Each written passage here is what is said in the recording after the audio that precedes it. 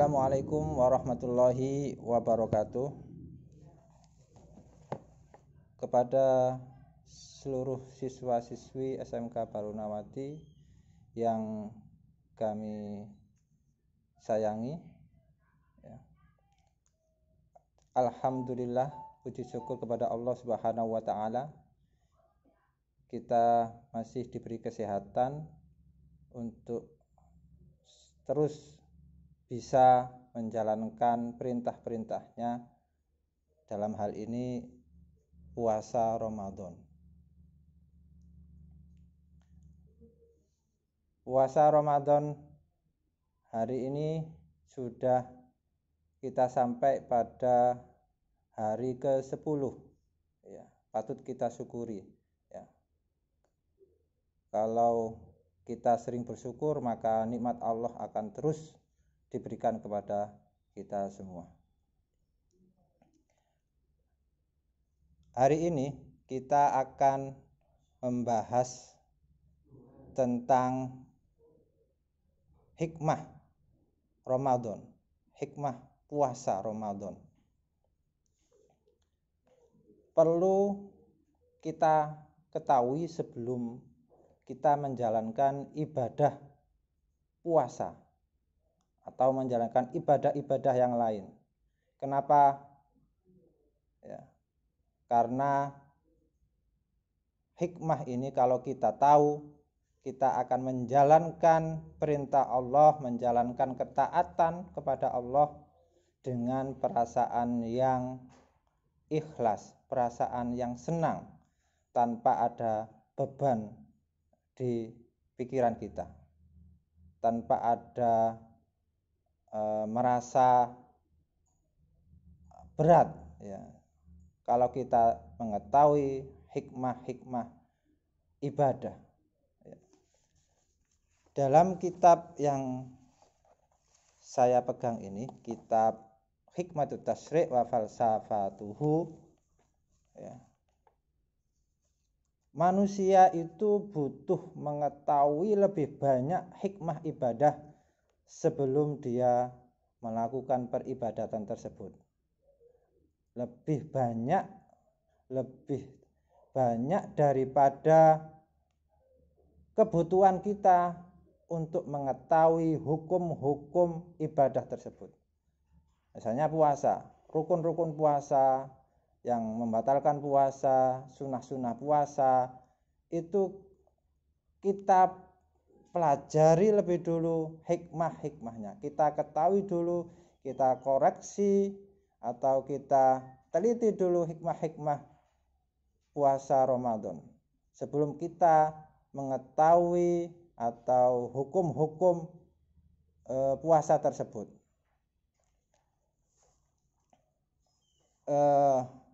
Pengarang buku ini, ya, pengarang kitab ini mengutip firman Allah, Bismillahirrahmanirrahim, wa antasumu khairul lakum in kuntum ta'lamun. Seandainya kalian berpuasa itu lebih baik, seandainya kalian mengetahui, jika kalian mengetahui, ya. Ini adalah mengandung isyarat bahwa mengetahui dibalik disyariatkannya suatu syariat, suatu hukum, itu lebih baik diketahui lebih dulu daripada mengetahui hukum-hukum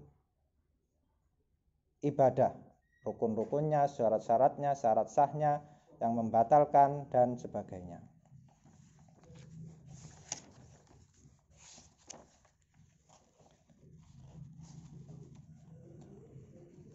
Ini saya ambil dari kitab Hikmatut Tasyri' wa Falsafatuhu, halaman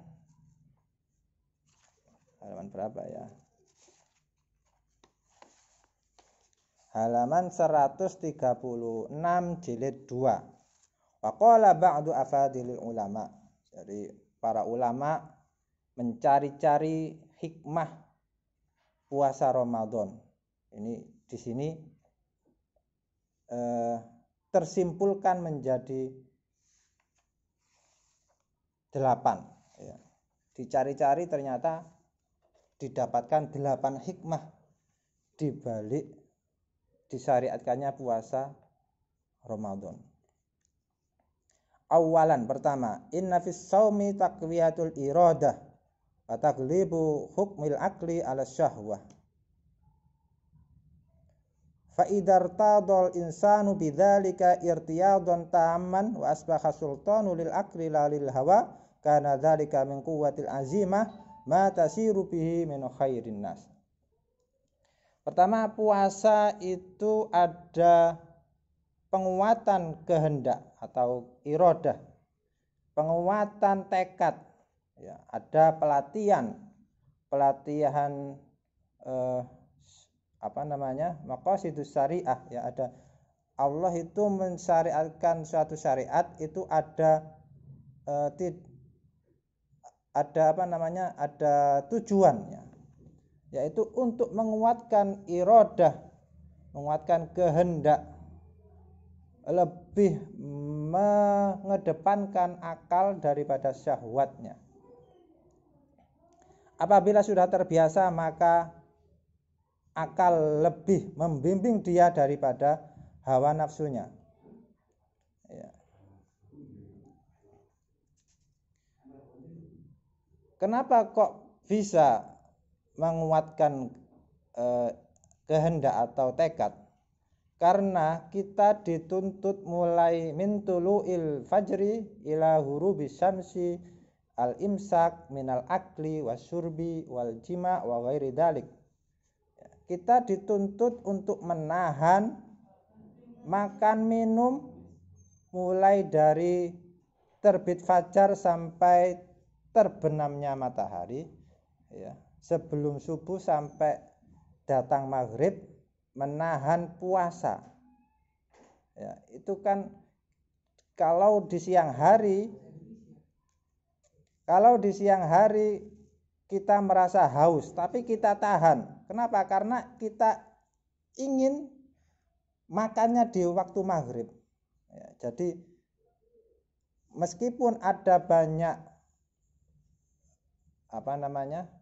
banyak iming-iming, banyak godaan, tetap kita tidak tergoyahkan karena kita bertujuan makannya nanti waktu maghrib ya. Ini yang dimaksud taqwiyatul iradah ya. Ada tujuan jangka panjang ya. Kalau kita ingin menginginkan sesuatu, pasti kita ada hal-hal yang kita ada batasan ya, sehingga kita hanya fokus kepada tujuan. Itu yang namanya taqwiyatul iradah. Itu yang pertama. Yang kedua, muraqabatullah ta'ala wal haya' minhu. Ada merasa kita diawasi oleh Allah ya, dan kita malu ya, melakukan perbuatan-perbuatan yang dilarangnya. Fa innaka kullama istahaita syai'an wa anta shaim taraktahu lillah. Ya, jika kita setiap kali kita menginginkan sesuatu dan kita sedang berpuasa, kita tinggalkan karena Allah ya. Mau makan ya, ingat Allah sehingga kita tidak jadi makan. Mau minum setelah wudu ya, pas wudu diam-diam air wudu itu kita minum ya. Itu kita hindari karena kita merasa bahwa kita diawasi oleh Allah. Oleh karenanya hikmah yang kedua adalah muraqabatullah ta'ala. Ada kita merasa Allah mengawasi kita. Yang ketiga, at-tadhkir bihalil fuqara hatta tawasihim atasfaqu alaihim. Hatta tuwasihim atasfaqu alaihim. Atasfaqu alaihim ya. Kita diingatkan keadaan saudara-saudara kita yang merasa kesulitan untuk makan minum, merasa sulit. Orang yang nggak punya itu mereka selalu menahan lapar karena tidak ada sesuatu yang tidak ada yang untuk dibeli, ya, tidak ada sesuatu yang untuk membeli. Walaysa ya'rifu halal muttar illa man asabahul ittirar. Tidak ada yang mengetahui keadaan orang yang membutuhkan kecuali orang yang membutuhkan. Juga demikian, tidak ada orang yang mengetahui orang yang lapar kecuali dia posisi lapar, dalam keadaan lapar. Demikian juga puasa. Itu kita dibimbing, dibina oleh Allah melalui puasa ini, perantara puasa, via puasa. Kalau ada saudara-saudara kita yang nggak bisa makan, nggak bisa minum, itu gimana rasanya? Itu kita rasakan momen puasa pada tahun ini, ya, puasa Ramadan pada tahun ini. Yang nomor 4, hikmah keempat, yakni kita dapat mengetahui nikmat-nikmat Allah dengan pengetahuan yang benar. Fa inna syai'a la ya'rifu haqqan illa inda faqtihi. Wa lidzalika kana al-marid yu'rafu min badli sihah ma la ya'rifu sahih. Ya. Jadi kita dapat mengetahui nikmat-nikmat Allah dengan pengetahuan yang benar, karena sesuatu itu tidak bisa kita ketahui dengan benar kecuali ketika nikmat itu tidak ada.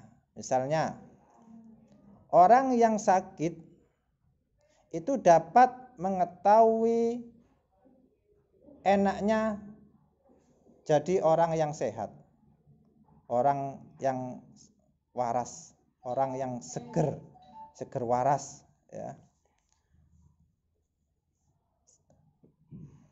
Orang yang sehat tidak bisa mengetahui nikmatnya sehat, ya, kecuali kalau dia sakit.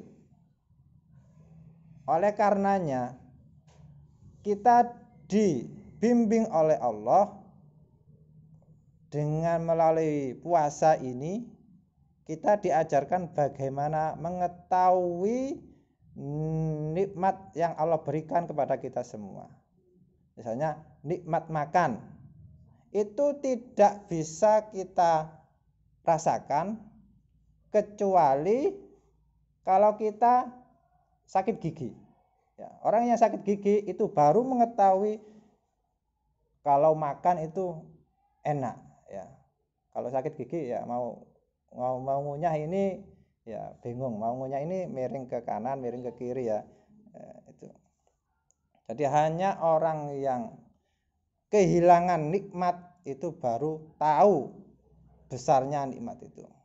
Orang untuk mengetahui nikmatnya mata, itu tanyalah pada orang yang nggak bisa lihat. Atau kalian merasakan ketika mata kalian sakit, itu baru tahu bagaimana rasanya bisa melihat. Ya. Orang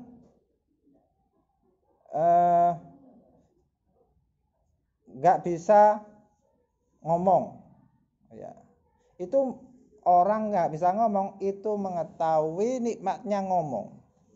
Orang yang ngomong kadang tidak menyadari bahwa ngomong itu enak, baru dikasih nggak bisa ngomong baru tahu, oh ternyata ngomong itu enak. Maka bersyukurlah, ya, kita sebagai orang mukmin, orang muslim, ada Allah yang membimbing kita, Allah yang meluruskan kita, Allah yang memberi hidayah kepada kita melalui fasilitas puasa, melalui fasilitas sholat, melalui fasilitas ibadah-ibadah yang lain. dengan